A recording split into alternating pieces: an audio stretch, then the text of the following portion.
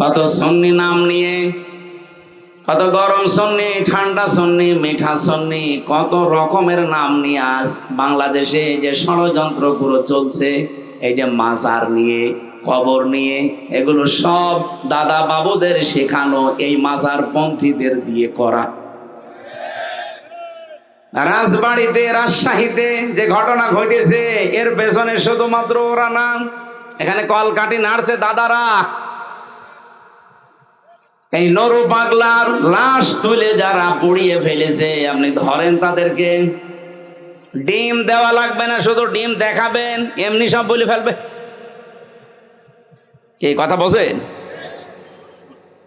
দুর্বিসন্ধি চলছে এ বাংলাদেশের ভেতরে, একটা বিশৃঙ্খল পরিবেশ তৈরি করে দিয়ে আন্তর্জাতিক মডেল যারা আছে তাদেরকে দেখাতে চাইবে যে এই দেশে জঙ্গি ভরে গেছে, অথচ বাংলাদেশে যে জঙ্গি নেই তার প্রমাণ হচ্ছে এই 1 বছর 1 মাস। বলেন তো, 1 বছর 1 মাসে একটা জঙ্গি ধরা পড়েছে? যদি আমাদের আপা থাকতো, আর আপনাদের তো ভাবি, ভাবি যদি থাকতো, 1 বছর 1 মাসে মনে হয় কয়েক হাজার আলেমকে জঙ্গি বলে ধরে আটক করে রাখতো। আমারেও ধরে গেছিল, আমার নামে মামলা দিয়েছে, আমি নাকি আনসারুল্লাহ বাংলা টিমের প্রধান। ও সাতাশে কি আমি আজ পর্যন্ত জানি না। আমার যদি হালকা মামলা দিত যে জামাতের সমর্থক, তাও তো হইতো। বলেন তো, কোন মামলা দিয়েছে? জীবনে কোনোদিন নামই শুনিনি। আমি ভেতরে যে একজনকে পেয়েছিলাম 3 বছরের ভেতরে, ওনার নাম আব্দুল মতিন। উনি হচ্ছে আল্লাহর দলের সারা বাংলাদেশের প্রধান সভাপতি। একদিন বললাম, মতিন ভাই, আপনি তো সারা বাংলাদেশের আল্লাহর দলের সভাপতি, সেক্রেটারি কে? বলছে আমার ছেলে। মানে সভাপতিও ওর ছেলে সেক্রেটারি, এদেশে আর কেউ নেই। এরকম রাম আর বামদের দলও আছে না নেই? এদের যে ভরাডুবি হয়েছে তার প্রমাণ এই ডাকসু। যেই কয়টা মুখ বাজি গলা বাজি করত, এমন পচা পচেছে। বাইরের দেশেও কিছু আছে এদের দোসরেরা, এই যে হারপিক মজুমদার নাকি যেন নাম, নিজম মজুমদার, ওর নাম আমি ভালো জানি না। হারপিক মজুমদার দেখি মাঝে মাঝে, পাগল হয়ে গেছে এই লোকটা। নির্বাচনের আগের দিনও কত লাইভ করে করে মানুষকে বিভ্রান্ত করছিল যে আপনারা কে গরু ছাগলকে ভোট দেবেন, তাও শিবিরকে দেবেন না। অথচ শিবিরে যে ভোট পেয়েছে সব মিলেও তার সমান হয়নি। যারা দাপাদাপি করতো তারা মাত্র 5,000। এত নিষেধ করার পরেও মহান আল্লাহ শিবিরকে প্রায় 14,500 ভোটে বিজয় করেছে। এই দৃশ্যটা দেখার পরে বাংলাদেশের পটও পাল্টিয়ে গেছে। আরে জাকসুর কারণে পটও আরো পাল্টাবে, এই জন্য জালেমেরা অনেকে বুঝে ফেলেছে, এখনো ফল দিচ্ছে না। যেই দিন ডাকসু নির্বাচন হয় তার পরের দিন আমার আসনে কুষ্টিয়ায় প্রায় 10টা গ্রামের প্রধান, ওরা নিজেরাই যে কোরআন শরীফ আমার সামনে এসে আমারে বলছে, হুজুর ও শয়তানদের সাথে আর নেই, বেঁচে যতদিন আছি দিন কায়েমের জন্য আল্লাহর রাস্তায় থাকবো, আপনি আমাদেরকে সাথে নেন। আমি বললাম যে কালেমা পড়ানো লাগবে, বলছেন না মুসলমানই, কিন্তু এতদিন ছিল ওই সমস্ত জায়গায়। কালেমা যদি পড়ানো লাগে আমি পড়িয়ে দেই। আজকেও কুষ্টিয়াতে আমার নিজের আসনের ভেতরে ইবি থানার আবদালপুরে আমি জমান নামাজ পড়িয়েছি। নামাজের পরে 18 জন এসে আমার হাতে হাত দিয়ে সব কালেমা পড়েনি, কিন্তু মুসলমান হয়েছে। এর সাথে ডাকসু আর জাকসুর শুধু ফল ঘোষণা দেওয়ার পরে সারা দেশে যেভাবে দলে দলে পালে পালে মানুষ আসতেছে, আমার মনে হয় কিছুদিন যেতে দেন,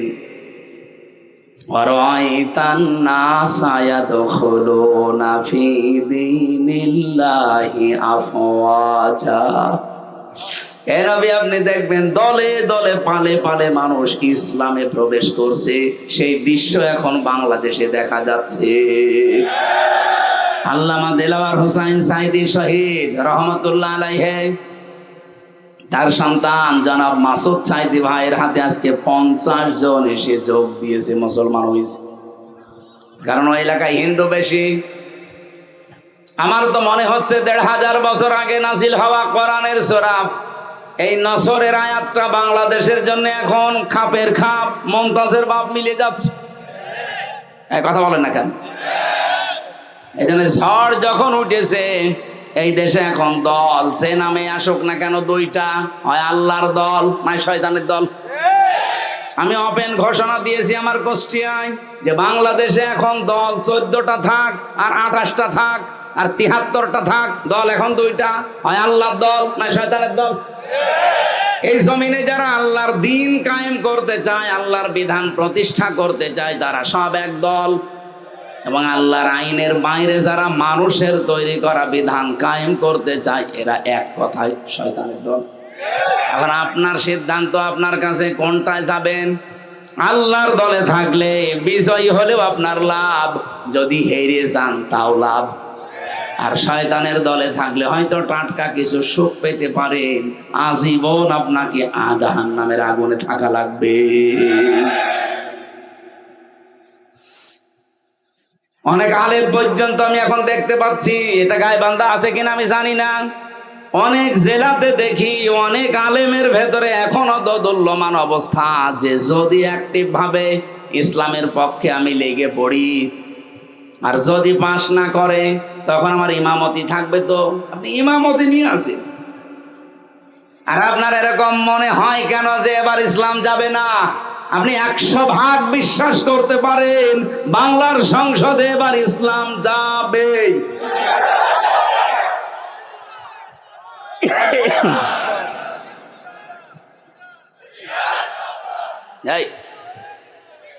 আমি যে যাবেই বললাম, এটা আমি নিজের ইচ্ছাই বলেছি না। সূরা আলে ইমরানে এসেছে, ওয়ালা তাহিনু ওয়ালা তাহজানু ওয়া আনতুমুল আ'লাউনা ইন কুনতুম মুমিনিন। আল্লাহ বলেন কোনো ভয় নেই, কোনো চিন্তা নেই। শব্দটা কিন্তু আনতুম আ'লাউনা ছিল, অথচ আ'লাউনার আগে আলিফ লাম দিয়ে এটাকে আল্লাহ নির্দিষ্ট করে দিয়েছেন। আরবি গ্রামারের নিয়ম অনুযায়ী মুবতাদা যদি মারিফা হয়, খবর হওয়ার কথা সব সময় নাকিরা অনির্দিষ্ট। অথচ আল্লাহ এখানে আলিফ লাম দিয়ে এটাকেও নাকিরাকে মারিফা বানিয়ে দিয়েছেন, নির্দিষ্ট করে দিলেন। খবর যদি কোনো সময় মারিফা নির্দিষ্ট হয়ে যায় তাহলে ইফিদুল হাসরা, হসরের ফায়দা দেয়, বাংলা অর্থ দাঁড়ায় হবে। আল্লাহ বলেন তোমরা বিজয়ী হবে ইন কুনতুম মুমিনিন। একটা শর্ত দিলাম, মুমিন হওয়া লাগবে। এই জন্য আপনাকে বারবার আমি জানাচ্ছি যে আপনি দোদুল্যমান অবস্থায় থাকবেন না, হয় ইসলামের পক্ষে থাকবেন না আপনি বেঈমানের পক্ষে থাকবেন। এটা এখন ফাইনাল সিদ্ধান্ত আপনাকে আজকেই নেওয়া লাগবে, নয়তো ইসলাম যদি এসে যায় আপনি এই যে সাপোর্ট করছেন না, তখন বিপদে পড়বেন। আর আল্লাহর কসম এবার ইসলাম আসবে, কারণ যে ঝড় উঠেছে। আল্লামা সাইদের কথা ছিল, ঝড় যখন আসে ঝরা পাতাগুলো উপরে ওঠার জন্যে, এদেশে আমরা যারা ঝরা পাতা এদিক ওদিকে আসি, আল্লাহর কসম এবার উপরে উঠতে চাই। এই জন্য কোনো ভয় নেই। ছেলে যদি মাইক হাতে নিয়ে বলে আমার বাবার সম্পদ আমি পাই কি না পাই, পাই কি না পাই, মানুষ তারে পাগল বলবে না? বলো তুই মাথা খারাপ না পাগল, তোর বাবার সম্পদ তুই পাবি না, গ্রামের লোক পাবে। 92% মুসলমানের দেশে যে ঝড় এবার উঠে পড়েছে, এইটা দেখেও যদি কারো বিশ্বাস না হয় যে ইসলাম এবারও যদি না আসে, ইসলাম আসবে না, আসবে কি?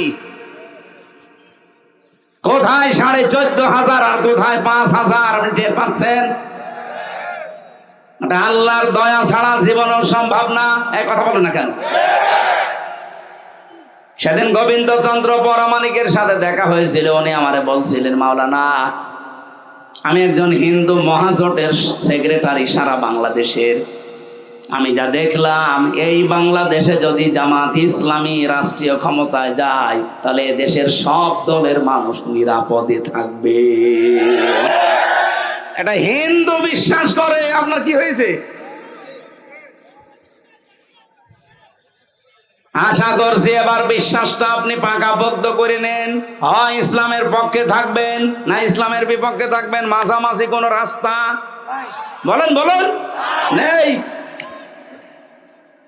যেহেতু রবিউল আউয়াল মাস, জন্মের কাহিনী শুনতে অনেকে ভালোবাসেন। আমি কাহিনী কয়েক মিনিট বলবো, কিন্তু একটা শিক্ষা দিতে চাই।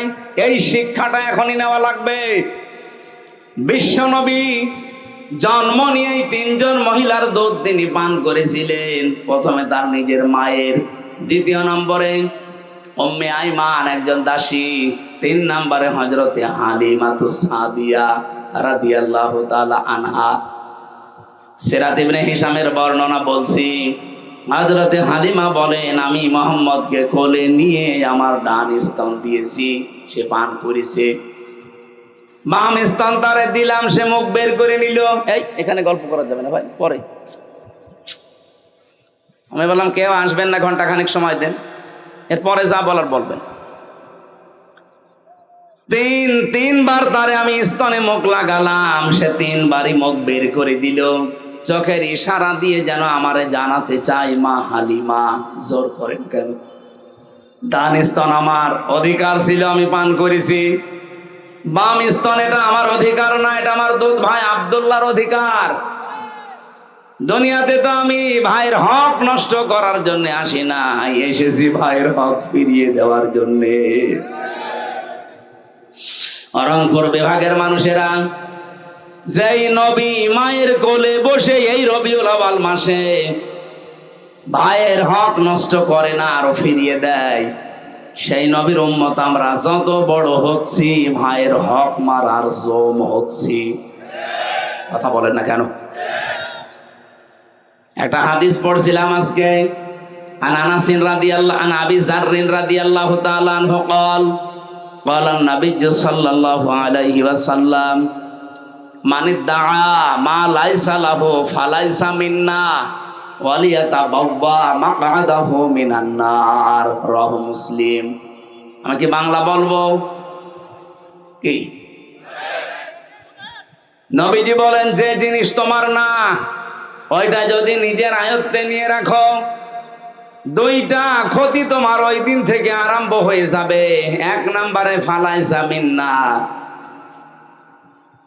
যে জিনিস তোমার ছিল না ওটা যদি নিজের দায়িত্বে নিয়ে রাখো, জোর করে, জবরদস্তি করে, অন্যায় ভাবে, সাদাবাজি করে, সেভাবে অন্যের জিনিস যদি নিজের দায়িত্বে নিয়ে রাখো, যেটার মালিক তুমি না, তাহলে ওই দিন থেকে তুমি আর আমার উম্মত নেই। বলেন তো, বাংলাদেশে এই হাদিসটা যদি আমি মিলাতে চাই, আগস্টের 5 তারিখের পরে 1 বছর 1 মাসে বহু মানুষ নবীর উম্মত থেকে অলরেডি বের হয়ে গেছে। আমি কি বেশি বললাম? রংপুর বিভাগে হয়তো এরকম ঝামেলা হয়নি, কিন্তু আমার খুলনা বিভাগে বাবা শাহজালাল সব হালাল। ভিক্ষুকের টাকা পর্যন্ত ছাড়ছে না। একটা ভিক্ষুক 250 টাকা উপায় করেছে সারাদিন, সেখান থেকেও 30 টাকা সাদা। 30 টাকা কি আপনার বাবার টাকা, আপনার নিজের টাকা? এমনিতে এভাবে ভরাডুবি হচ্ছে না দেশের মানুষ এখন। আর ওই আগস্টের 5 তারিখের আগে নেই, এখন সব বুঝে ফেলেছে। 1 বছর 1 মাসে বাংলাদেশ জামাত ইসলামের নামে কোন দোষ এভাবে কেউ দিতে পারেনি। মিথ্যা যারা দিয়েছে সব ধরা পড়ে গেছে। কেন বলছি? ওরা মিথ্যা তহমত লাগিয়েছিল যে জামাত ইসলামী এরাও চাঁদাবাজি করে, এরাও ছিনতাই করে। কিভাবে? এরা ইসলামী ব্যাংক ছিনতাই করে নিয়েছে। ইসলামী ব্যাংকে আপনার বাবার, যাদের ব্যাংক তারা ফেরত পেয়েছে, চাঁদাবাজি হয় কি করে? কথা বলেন না কেন? যারা আজ বলে ইসলামী ব্যাংক ছিনতাই হয়ে গেছে, ব্যাংকে আপনার বাবার, এদের মাথার ঘাম পায়ে ফেলে বানানো ব্যাংক। এটা হারিয়ে গিয়েছিল, এখন তারা ফেরত পেয়েছে। হাদিসের যে শাস্তি, অন্যের জিনিস যারা জোর করে, জবরদস্তি করে, দখল করে, চাঁদাবাজি করে নিজের কাছে রেখে দেয়, তারা হচ্ছে নবীর উম্মতের বাইরে চলে গেছে।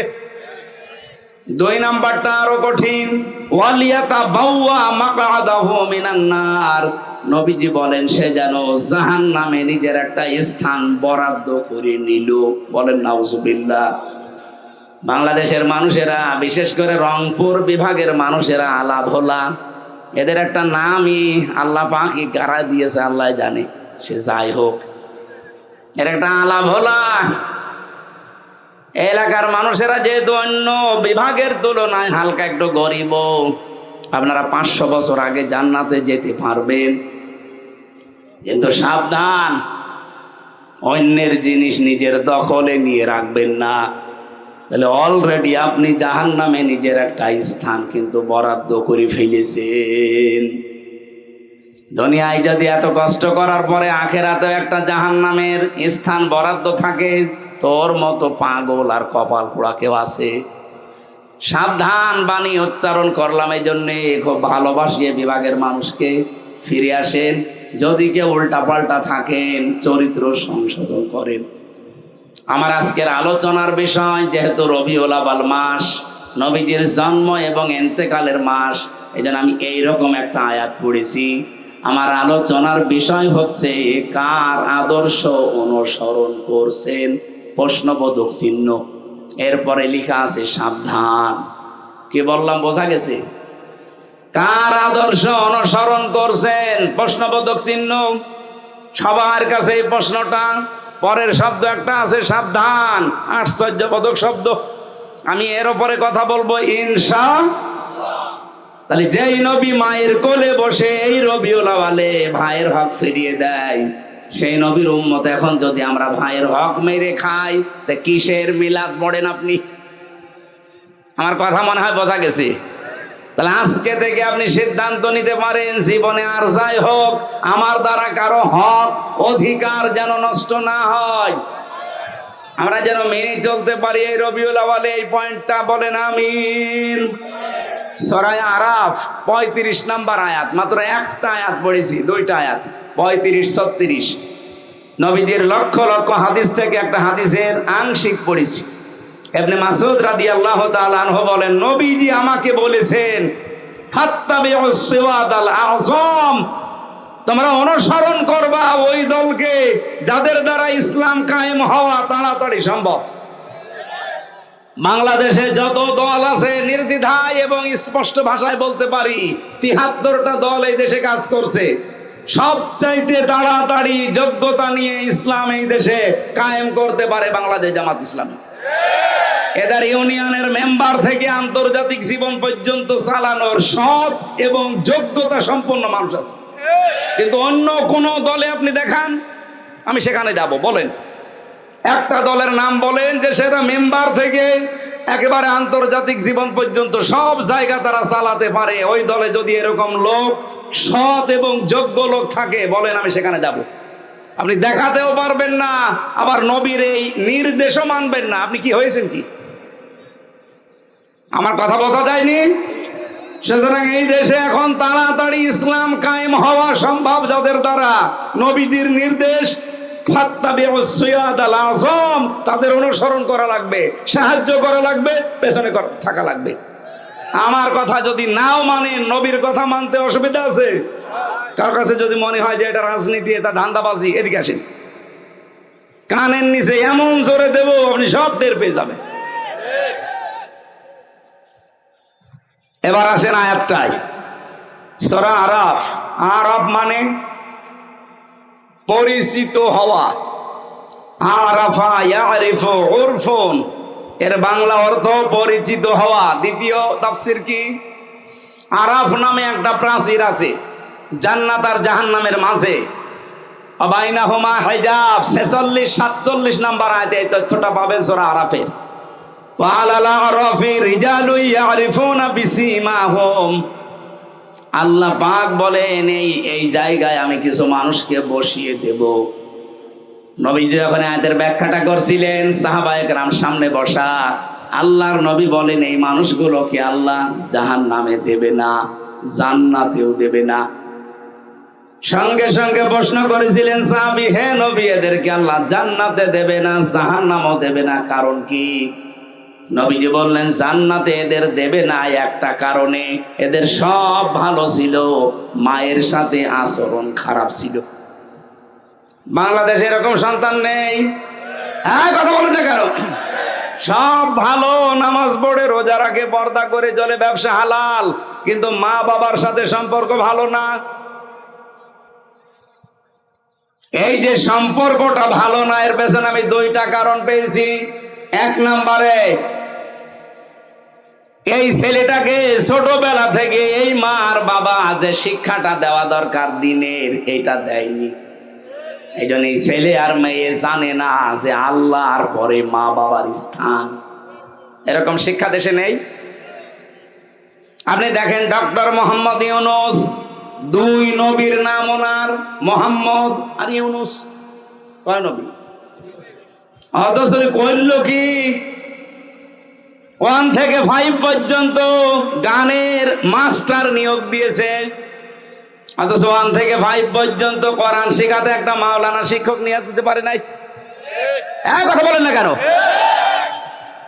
গাইবান্ধাবাসী, আমার কুষ্টিয়াবাসীর দাবি যে গানের মাস্টার যদি এই 92% মুসলমানের দেশে 1 থেকে 5 পর্যন্ত নিয়োগ দেওয়া হয়, তাহলে 1 থেকে 5 পর্যন্ত মুসলমানের ছেলে মেয়েদের জন্য একটা আলেম নিয়োগ দেওয়া লাগবে।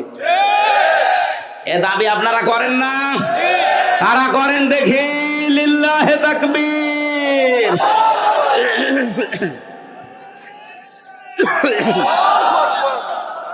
গলা ভেঙে যাচ্ছে, পানি খান, ঠান্ডা লেগে যাবে। চা এত চিনি দিলে তো গলা ভেঙে যাচ্ছে। কিচ্ছু লাগবে না, এমনি গরম পানি আছে, এখন আর হবে না। রিভাব দেন ভাই, ঠিক আছে। সর্বোচ্চ দায়িত্বে যেহেতু আছেন আপনি, এতগুলো মানুষের জীবনের উপরে দাঁড়িয়ে আছেন, বসে আছেন, যাই হোক, ফেব্রুয়ারির 12 তারিখে নির্বাচন দিয়ে আপনি চলে যাবেন, অলরেডি ঘোষণা দিয়েছেন, আপনি চলে যান। কিন্তু যাওয়ার আগে এমন একটা কাজ করে যান যেন এই জাতির কাছে আপনি অমর হয়ে থাকতে পারেন। এটা আমরা চাই না। নয়তো ওই আরাব নামক প্রাচীরে আপনি দাঁড়িয়ে থাকবেন, কারণ আপনি তো নিজের অজান্তে জানেন না যে মা বাবা কি। 2 নম্বরে, অনেক সন্তান আমরা মা বাবার হক পরিপূর্ণ আদায় করতে পারি না বোর কারণে। এলাকা মনে হয় এরকম বউ নেই। আর এই বউগুলোকে শুধু পেছন দরজা দিয়ে ধাক্কা দেয় ওই শাশুড়ি। কার কার বউ আর শাশুড়ি এরকম ঝামেলা আছে একটু সাহস করে হাত তোলেন তো। আরে ভাই, আপনার তো আসলে সাহস আছে, এটা রেকর্ড হচ্ছে, দেখতে পাচ্ছেন না?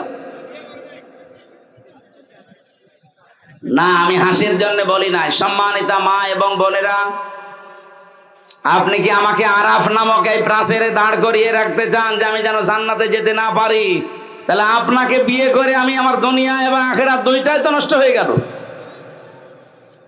এরকম কঠিন কথা বলার পরেও কোনো মহিলা যদি সংশোধন না হয়, আমার মনে হয় ওই মহিলা আর আবু জাহেলের বউ নাকেরা, এর ভেতর আর পার্থক্য নেই। আবু জাহেলের বউর আমি জীবন পড়েছি, এই নাকেরা নামে মহিলা এই পৃথিবীতে সবচাইতে স্ত্রীর হাতে বেশি পিটানি খেয়েছে আবু জাহেল। বাংলাদেশে বহু মানুষ আছে তারা বউর হাতে মায়ের খায়। হ্যাঁ, এখানেও আছে, দরকার নেই। এই জন্য আমরা যারা সন্তান আছি, যেহেতু আল্লাহর পরে মা বাবার স্থান, এটা অনেকেই জানেন না, খুব ভালো করে আজকে শুনে যান। আল্লাহ নিজের পরে স্থান আপনার শ্বশুর শাশুড়ির দেয়নি, আপনার স্ত্রীর নাম দেয়নি, আল্লাহ দিয়েছেন ওয়াকাদা রাব্বুকা আল্লা তা'বুদু ইল্লা ইয়্যাহু ওয়া বিল ওয়ালিদাইনি ইহসানা। আমি আল্লাহ সিদ্ধান্ত দিয়েছি, ফাইনাল রায় দিয়েছি, আমার ছাড়া ইবাদত আর কারো করা যাবে না, আর আমার পরেই তোমরা মার বাবার সেবা করবা, তাদের পেছনে খরচ করবা, সাধ্য মতো খেদমত করবা। এখান থেকে একটা মাসলা বের হয়, এই এদিকে তাকান। আল্লাহ পাক যে আইন দিলেন, রায় দিলেন, ফায়সালা দিলেন, সিদ্ধান্ত দিলেন, যে আল্লাহ ছাড়া কারো ইবাদত করা, কারো আইন মানা। কয়েকজন বললেন আল্লাহর আইন ছাড়া কারো আইন মানা যাবে? আল্লাহর আইন মানা কি? আরো জোরে বলেন। মা বাবার আইন মানা কি? না না, হয়নি। মাঝখানে ওয়া কি খেলা করার জন্য দিস? আল্লাহর আইন মানা ফরজ, কিন্তু মা বাবার আইন মানা ফরজ না, তাদের সেবা করা, খেদমত করা ফরজ। কি বুঝলেন এখান থেকে? আল্লাহর পরে আল্লাহ যাদের নামে স্থান দিলেন, মার বাবা, ওয়াবিল ওয়ালিদাইনি ইহসানা, সেই মা বাবার আইন মানা যদি ফরজ না হয়, তুমি কোন মহারথী যে তোমার আইন মানা লাগবে? বলুন। এই জন্য তো আমরা এই বিষয়ে এত সোচ্চার যে পৃথিবী বানিয়েছে যিনি, আইন চলবে তার, অন্য কারো আইন আমরা চলতেও দেব না, আমরা মানিও না। আলালাহুল খালকু ওয়াল আমরু, মানিয়েছে যিনি, হুকুম তার। আপনি কোন মহারানী যে আপনার হুকুম মানা লাগবে? আমি মা বাবার আইনই মানি না, তার খেদমত করি, সেবা করি, তার পেছনে খরচ করি, কিন্তু আইন মানি কার? সুতরাং আগামীর বাংলাদেশ আমার মনে হয় আল্লাহর আইন বাদে অন্য কোন আইন আসলে এখানে চলতে দেওয়া হবে না ইনশাআল্লাহ, সে যে নামে আসুক না কেন।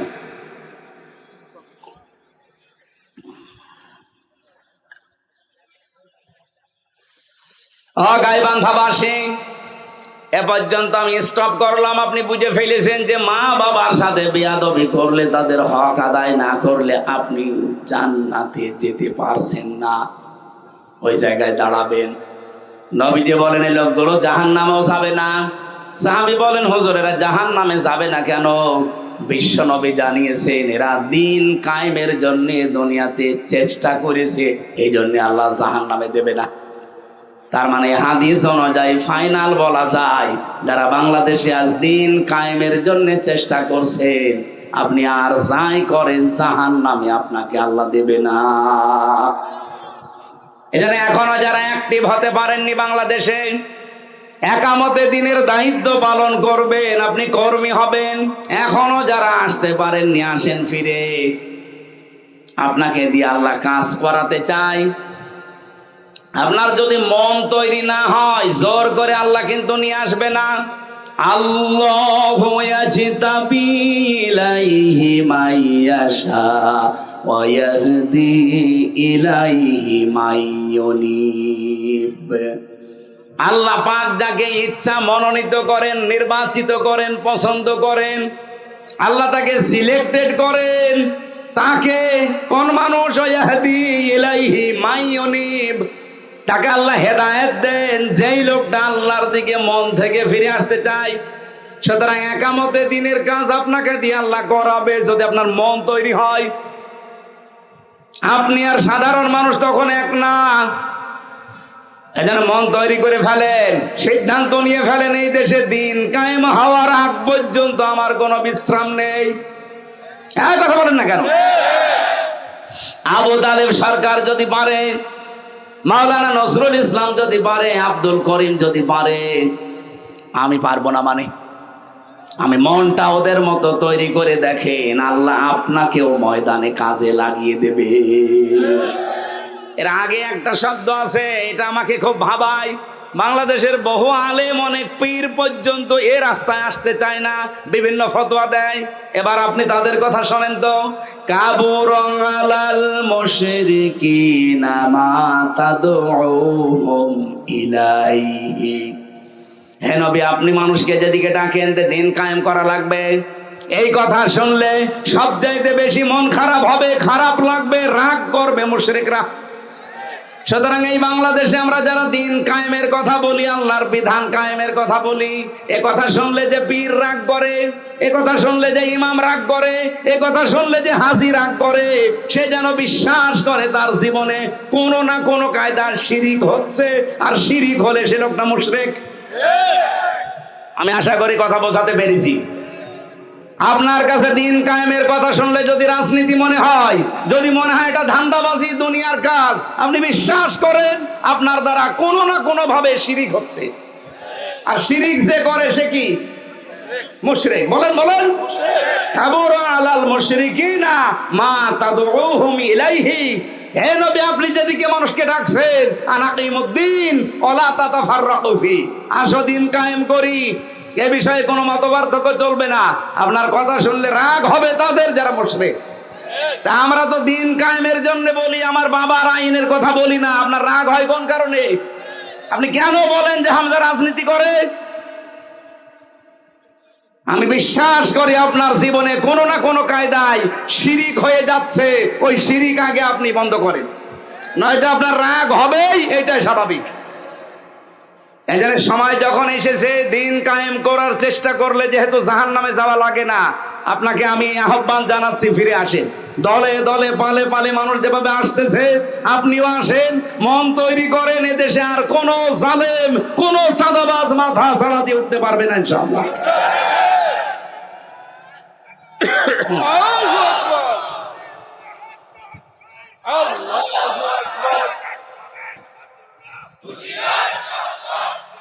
এই কি বললো? ইসলামের নাকি ইসলামে? আমার ইসলামের কি?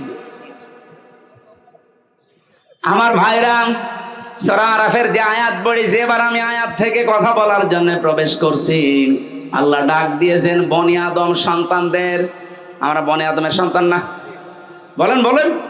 হ্যাঁ, আপনার দল আলাদা থাকতে পারে, আপনি রাজনীতি আলাদা দল করতে পারেন, কিন্তু আপনি আদমের সন্তান কিনা বলেন, নাকি শয়তানের সন্তান? আল্লাহ পাক ডাক দিয়েছেন, ইয়া বানি আদামা ইম্মা ইয়াতিয়ান্নাকুম রাসূলুম মিনকুম, হে বনি আদম সন্তানেরা, যদি তোমাদের কাছে আসে তোমাদের ভেতর থেকেই কোন রসুল। এই এদিকে তাকান, আল্লাহ কিন্তু রসুল এক বচন দেননি, রসুলুন দিয়েছেন বহু বচন। মিনকুম, তোমাদের ভেতর থেকেই, মধ্য থেকেই যদি কোন রসুল আসে। আমার প্রশ্ন, এখন পৃথিবীতে রসুল আছে? আছে। রাসূল আছে মানে রসুলের নায়েবরা আছে। আল উলামা ওয়ারাসাতুল আম্বিয়া, আলেমরা নবীদের ওয়ারিস, উত্তরাধিকারী, নায়েবে রসুল, স্থলাভিষিক্ত। এই জন্য আল্লাহ রসুলুন দিয়েছেন। কিয়ামত পর্যন্ত তার নবী মুহাম্মদ রাসূলুল্লাহ থাকবে না, কিন্তু তার নায়েবরা থাকবে। কথা বলো না কেন? মাওলানা নজরুল ইসলাম সেরকম একজন নায়েব। ইয়াকুসুনা আলাইকুম আয়াতি, আমার আয়াতগুলো তারা তোমাদের সামনে বর্ণনা করবে। ওনারা কি সারা জীবন আল্লাহর আয়াতগুলোই বর্ণনা করেছে? সে মাদ্রাসায় বলেন, মাহফিলে বলেন, ময়দানে বলেন, নাকি নিজের আয়াত বানিয়েছে? আয়াতি একালিপ টান আছে, আমার আয়াত তারা বর্ণনা করে তোমাদের সামনে। সেই কথার ধারাবাহিকতায় আমিও হামজা এসেছি সেই কুষ্টিয়া থেকে। আল্লাহর কসম, আমি আল্লাহর আয়াতগুলোই বর্ণনা করে আপনাদের শোনাচ্ছি। আমি আপনাদের মতোই মানুষ। এখন আপনাদের দায়িত্ব কি? ফামানিত্তাকা ওয়া আসলাহা ফালা খাউফুন আলাইহিম ওয়ালা হুম ইয়াহজানুন। আমাদের এই কথাগুলো শোনার পরে যে ব্যক্তি নিজেদেরকে আল্লাহর ভয়ে ভীত বানাবে, তাকওয়াবান হবে, মুত্তাকি হবে, এবং নিজেদের জীবনকে যারা সংশোধন করে নেবে, ফালা খাউফুন আলাইহিম, গ্যারান্টি দিচ্ছেন আল্লাহ, কোনো চিন্তা নেই, কোনো ভয় নেই। সুতরাং আমাদের উচিত হবে, বনি আদম সন্তানকে আল্লাহ কিন্তু ডাক দিয়েছেন রাসূলদের মাধ্যমে। সেই রাসূল এখন থাকলে এভাবে ডাক দিত, তাদের ওই দায়িত্বটা পালন করতে এত দূর থেকে এসে আপনাকে ডাক দিচ্ছি, আসেন। আল্লাহর কোরআনের আয়াত আমি যেভাবে বুঝেছি ওইভাবে আপনাদেরকে বোঝানোর চেষ্টায় আছি। ইয়াকুসুনা আলাইকুম আয়াতি, আল্লাহর আয়াতগুলো তারা বর্ণনা করবে।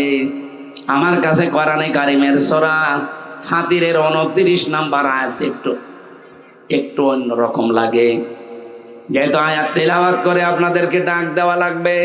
ইন্নাল্লাযীনা ইয়াতলুনা কিতাবাল্লাহি ওয়া আকামুস সালাত ওয়া আনফাকু মিম্মা রাযাকনাহুম সিররাও ওয়া আলানিয়া ইয়ারজুনা তিজারাতান লান তাবুর। বলেন আল্লাহু আকবার।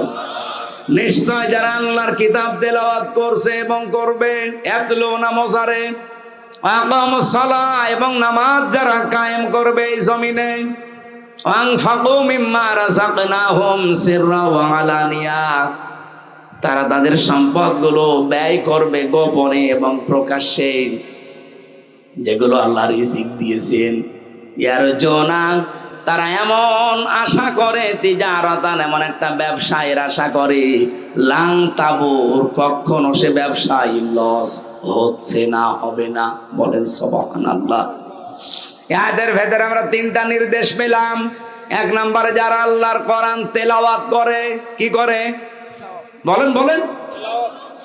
কোরআন শরীফের ভেতরে আপনি কোরআন পড়ার ব্যাপারে তিনটা শব্দ পাবেন, কারা, রাতালা আর এই তালাওয়া।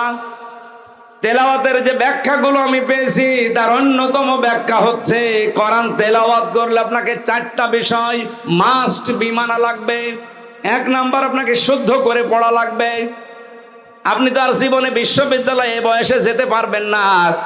ও গাইবান্ধাবাসী, এখান থেকে রেকর্ড হচ্ছে, সারা বাংলার মানুষকে জানাতে চাই, বাংলাদেশে একটা বিশ্ববিদ্যালয় আছে, তার নাম জামাত ইসলামী।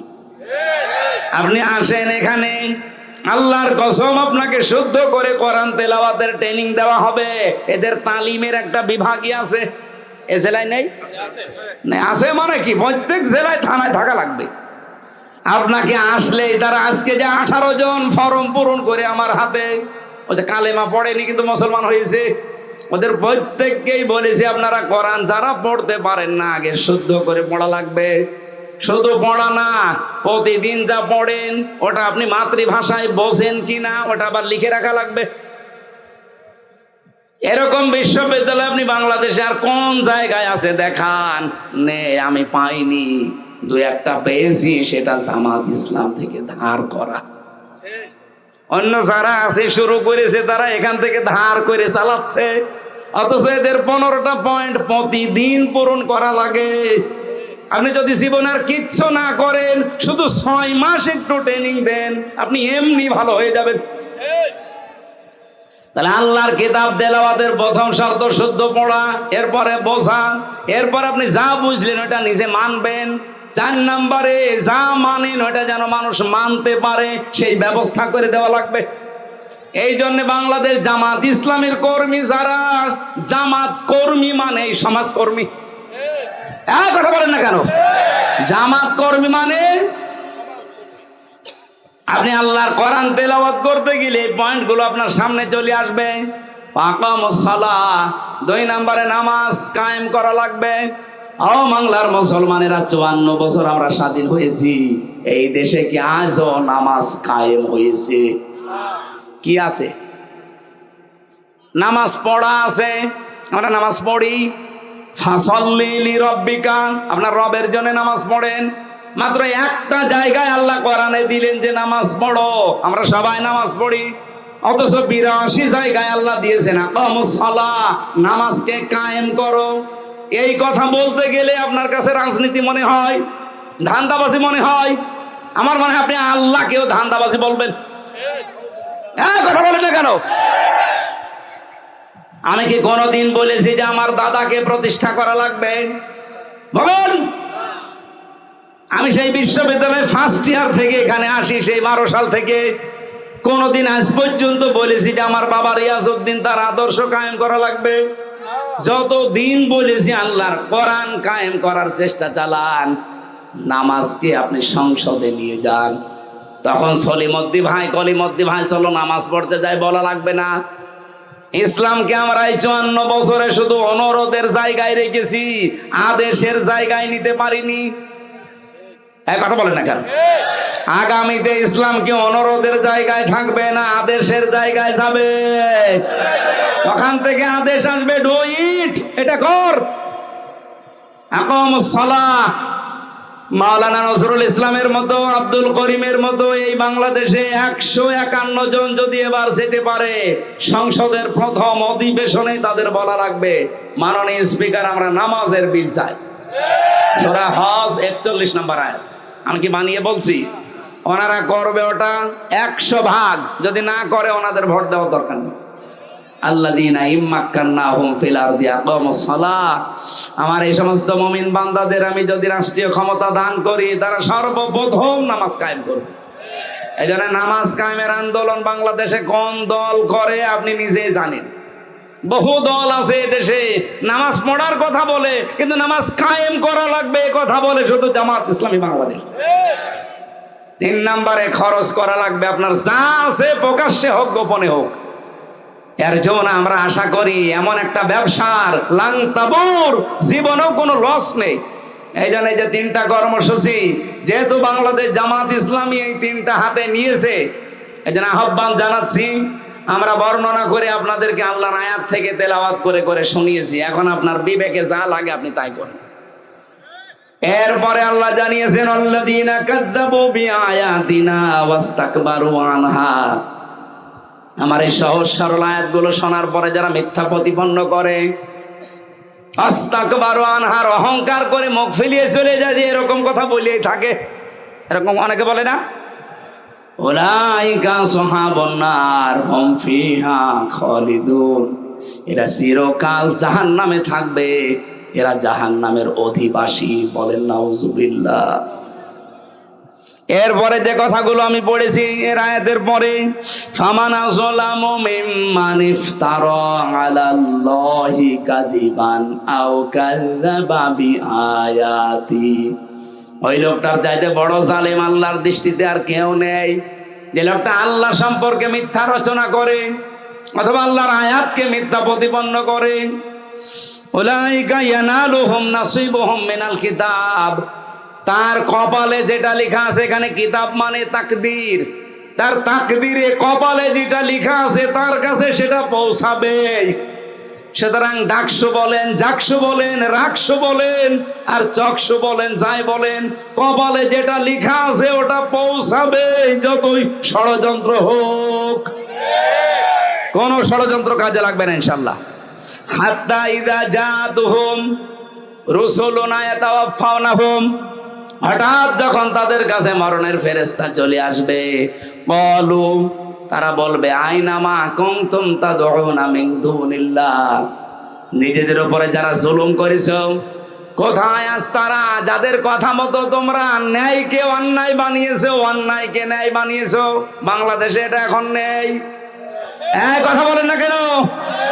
শিক্ষক নামে কিছু কলঙ্ক এখনো পর্যন্ত জাকসুর রেজাল্টের ঘোষণা দেয়নি, অথচ ঘোষণা রাত 8টা 9টার ভেতরে দেওয়ার কথা। এত করে একটা প্রতিষ্ঠানের সর্বোচ্চ 8,500 7,500 থেকে 8,000 ভোট, এইটা গণনা করতে যদি 24 ঘন্টা পার হয়ে আবার 24 ঘন্টা চলে আসে, যে জাতীয় নির্বাচন কি করবেন এদেশের মানুষ বুঝে ফেলেছে। এটা নিয়ে যদি ঝামেলা করেন এদেশে কোনো নির্বাচন আগামীতে আর হবে না ইনশাআল্লাহ। এখানে কোনো ষড়যন্ত্র না করে যে যা পেয়েছে সেটা তার কাছে পৌঁছিয়ে দেন। আর যারা ষড়যন্ত্র করছেন তাদের কিন্তু ফেরেশতারা এটা বলবে। আছাড় দিয়ে যখন মরণের বিছানায় পড়বেন তখন বলবে, মা তা কুনতুম তাদউনা মিন দুনিল্লাহ। আল্লাহ বাদে তাদের উপরে ভরসা করেছিলে, কেউ আমেরিকার দিকে, কেউ ভারতের দিকে, কেউ লন্ডনের দিকে, কই তারা? কলু, ওরা বলবে, দল্লু আন্না, আমাদের থেকে এই লন্ডন, আমেরিকা, ইন্ডিয়া সব উদা হয়ে গেছে। আমি কি বানালাম এটা? এখন যদি বলেন লন্ডন কোথায়, এদিকে আসেন, আসেন এদিকে আসেন, আমি দরকারে তাফসীর এখন লিখবো। বলু দল্লু আন্না, আমাদের থেকে তারা উধাও হয়ে গেছে। কারা? যাদের কথা মতো আমরা এই ন্যায়কে অন্যায় বানাতাম। এরপরও জানি অনেকের বিবেক খুলবে না, বিশেষ করে এই হারপিক মজুমদার, এই ডাক্তার জাহেদ, এরকম বহু মানুষ এখন আছে ঘাপটি মেরে, যারা এই 15.5 বছরে এই 5 গোলাম ছিল এই জালেমদের। শাহিদও, তারা বলবে আলা আনফুসিহিম, আমরা নিজেরাই সাক্ষী দিচ্ছি আমাদের নিজেদের উপরে, আন্নাহুম কানু কাফিরিন, আমরা কাফের ছিলাম। আল্লাহ রাব্বুল আলামিন এরপরে কিছু আদর্শের কথা জানিয়েছেন, যে যারা জাহান্নামে প্রবেশ করবে, ওরা জাহান্নামে প্রবেশ করেই দেখতে পাবে ওদের পূর্বে যারা ওই জিন আর মানুষের ভেতরে যারা পথভ্রষ্ট করেছিল, ওরা আগুনের ভেতরে। ওরা বলবে, কুল্লামা দাখালাত উম্মাতুল লাআনাত উখতাহা হাত্তা ইযা দারাকু ফিহা জামিআ। قالت أخراهم لأولاهم ربنا هؤلاء أضلون فآتهم عذابا ضعفا من النار قال لكل ضعف ولكن لا تعلمون। জাহান্নামে প্রবেশ করে যখন দেখতে পাবে তাদের পূর্বপুরুষ এতদিন যাদেরকে মেনে চলতো, মানুষের তৈরি করা আইন কায়েমের জন্য যারা চেষ্টা করতো, ওরা সব জাহান্নামের আগুনে এরা প্রবেশ করে ওদেরকে লানত দিতে থাকবে যে তোদের কারণে আজকে আমরা জাহান্নামে। ওরা বলবে আমাদেরকে বদদুয়া দিয়ে কোনো লাভ নেই। যেই বলবে আল্লাহ এদের কারণে জাহান্নামে এসেছে, এদেরকে ডবল শাস্তি দাও, আল্লাহ ধমক দিয়ে বলবেন সাবধান, দুইজনে আজকে ডবল শাস্তি। আমার মনে হয় এগুলো সব বানানো কথা, 100% সত্য কথা, অথেন্টিক কথা, কোরআনের কথা। আপনি বাড়িতে যে সূরা আরাফের 35, 36, 37, 38 নাম্বার আয়াত মিলিয়ে দেখেন, আপনার সাথেও মিলে যাবে। এই জন্য কার আদর্শ অনুসরণ করে চলছেন, শেষে আবার তার সাথে জাহান্নামে যাওয়া লাগে কিনা আমার তো ভয় হয়। এরকম বহু মানুষ ইয়াকদুম কওমাহু ইয়াউমাল কিয়ামাতি ফাআওরাদাহুমুন নার ওয়া বিসাল বিরদুল মাওরুদ, সূরা হুদ 112 নম্বর আয়াত, না 99 নম্বর আয়াত। আল্লাহ বলেন যেই নেতা, যেই দলের নেতা জাহান্নামে যাবে, ওই দলের কর্মীরা নেতার সাথে জাহান্নামে যাবে। যদিও এটা ফেরাউনের জন্য নাযিল হয়েছে, এটা কিয়ামত পর্যন্ত থাকবে। এই জন্য এটা এমন কোন মানুষের আদর্শ অনুসরণ করা যাবে না, এমন কোন নেতার পেছনে থাকা যাবে না যে লোকটা জাহান্নামে যাচ্ছে তার সাথে আপনিও যাবেন। আল্লাহ আমাদের হেফাজত করুন, বলেন আমিন। সম্মানিত মা বোন যারা এসেছেন, আপনাদের মেয়েদের বালেগা হয়ে গেলে তাদের নামাজের তাকিদ দেবেন এবং আদেশ করবেন। মেয়েরা বালেগ হয় যখন তাদের শরীর খারাপ আরম্ভ হয়। সে 12 বছরে হতে পারে, 13 বছরে, 14 বছরে, 15 বছরে যখন হয় তখন থেকেই তাকে নামাজের ইঙ্গিত দেবেন, আদেশ দেবেন এবং যেভাবেই হোক নামাজ আদায় করাবেন।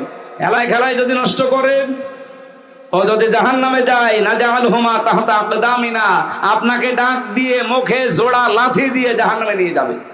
সুতরাং আমাদের মা বোনদেরকে আল্লাহ হেফাজত করুন। আমি কণ্ঠটা বসে গেছে, আর 1 ঘন্টা পার হয়ে গেছে। আমি মেয়েদের উপরে কয়েকটা বই লিখেছিলাম ছেলে থাকতে, 3টা। দাম্পত্য জীবনে যাদের সমস্যা চলছে, সমাধান কি করে করা লাগে, এই বইটা ছেলেদের একটা, মেয়েদের একটা। আর আপনার আদর্শ কে হবে, এরকম 6 জন মানুষের নাম লেখা আছে। এই 3টা বই যদি পান নিয়ে যান। গাড়ি কোথায় আছে আমি জানি না, এই যে বামে আছে, নিয়ে যেয়ে পড়েন, কাজে লাগবে। আল্লাহুম্মা আমিন। লা ইলাহা ইল্লা আনতা সুবহানাক ইন্নী কুনতু মিনাজ জালিমিন। রব্বুল আলামিন, যতটুকু শুনেছি এতটুকুই মেনে চলার তৌফিক দাও। 3টা বছর জালেমের জেলখানায় আমার শরীরটা নষ্ট হয়ে গেছে, কণ্ঠটাও বন্ধ হয়ে যাচ্ছে। মেহেরবানি করে আমার কণ্ঠটা তুমি কোরআনের প্রচারের জন্য ভিক্ষা দাও। আমার শরীরটাকে তুমি আগের অবস্থায় আবার ফিরিয়ে দাও। তোমার কাছে আমি কিচ্ছু চাই না, আমার শরীরটা সুস্থ চাই। আমার কণ্ঠটা তুমি মেহেরবানি করে কোরআনের ইজ্জতে ভিক্ষা দাও। এ মাহফিলের আয়োজন করতে গিয়ে আজকে আবু তালেব সরকার সহ যত ভাইরা কষ্ট স্বীকার করেছে, বিশেষ করে সম্মানিত সভাপতি আইল্লা সহ সভাপতি সহ প্রধান অতিথি, বিশেষ অতিথি, যত মানুষের নাম দেখলাম, যে মানুষগুলো এই অনুষ্ঠানের জন্য যে যেইভাবে শ্রম দিয়েছে তার দিকে তোমার রহমত এগিয়ে দাও। এই রংপুর বিভাগের মাটির নিচে যারাই ঘুমিয়ে আছে, কোরআনের ইজ্জতে আজকে থেকেই মাফ করে দাও।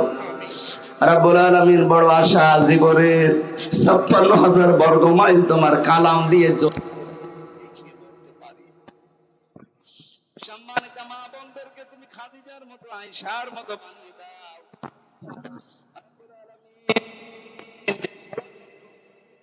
প্রকাশ্যে এবং গোপনে